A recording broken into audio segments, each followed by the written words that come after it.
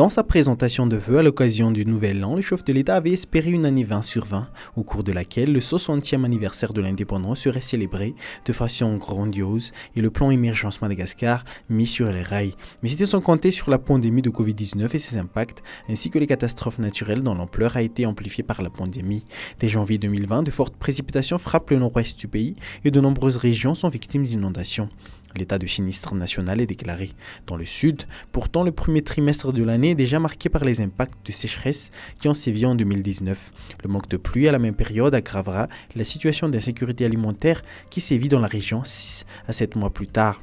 Des impacts qui seront encore plus amplifiés par la pandémie de Covid-19. Sur le plan humain, Madagascar enregistra plus de 17 500 cas confirmés positifs au coronavirus et comptera plus de 260 décès en raison de la pandémie. Mais c'est sur le plan socio-économique que le bilan sera le plus lourd. 7 mois d'état d'urgence sanitaire où le pays a vécu entre confinement, restrictions des circulations, suspension des liaisons aériennes internationales et autres interdictions ont eu raison d'une économie que l'on peut encore qualifier de fragile.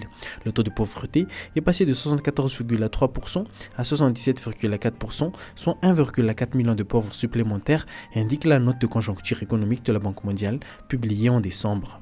Le même rapport indique que 97% des entreprises signalent une baisse de la demande pour leurs produits, que 32% des entreprises formelles ont dû fermer leurs portes de moins temporairement et que 10% des emplois ont été affectés par la crise au premier semestre de 2020. Le secteur du tourisme et celui du textile sont les plus sévèrement touchés, mais de nombreuses entreprises et commerces issus de divers autres secteurs ont aussi dû mettre leurs employés au chômage technique ou ont même dû procéder à des licenciements économiques. Les zones rurales ne semblent pas avoir été directement touchées par les effets de la pandémie, mais les impacts de l'épidémie sur les activités urbaines ont également impacté le secteur de l'agriculture. Faute d'acheteurs, les paysans ont dû écouler leurs produits à des prix très bas. Sur le plan social, le secteur de l'éducation a payé un lourd tribut de l'état d'urgence sanitaire. Les classes d'examen ont certes pu passer les examens officiels de l'année, mais les classes intermédiaires ont vu leurs cours suspendus 4 mois avant les vacances scolaires.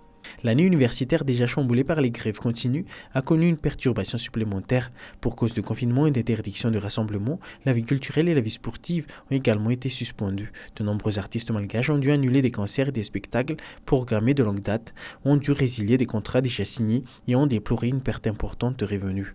Pour faire face aux difficultés socio-économiques, le gouvernement a mis en place plusieurs aides sociales sous forme d'octroi de vivres, de transferts monétaires ou de bons d'achat.